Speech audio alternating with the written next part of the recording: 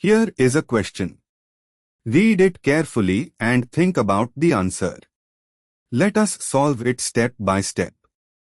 Let us first understand the key concept here. The starting material is cinnamaldehyde methyl ketone, PHCH is equal to CH, CH3, I, 1, phenyl 1, butane, 3-1 or more precisely trans, 4, phenyl, 3, butane, 2-1, also known as benzylacetone. The target product is cinnamic acid, PHCH is equal to CH, CO2H. The transformation requires converting the methyl ketone, CH3CO group into a carboxylic acid, CO2H, while preserving the C is equal to C double bond. Moving on to the next step. The COH3 group must be converted to CO.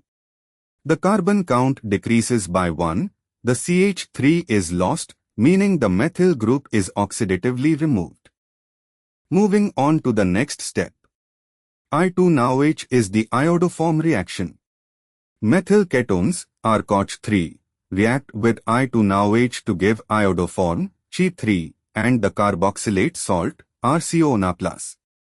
Upon acidification with H+, the carboxylate gives the carboxylic acid RCOH.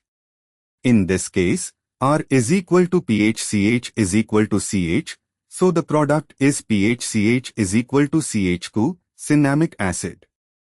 The C is equal to C double bond is not affected by I2NOH under these mild basic conditions.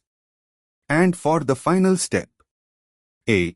KMNO4 delta, hot KMNO4, is a strong oxidant that would oxidatively cleave the C is equal to C double bond, giving benzoic acid and other fragments, not cinnamic acid.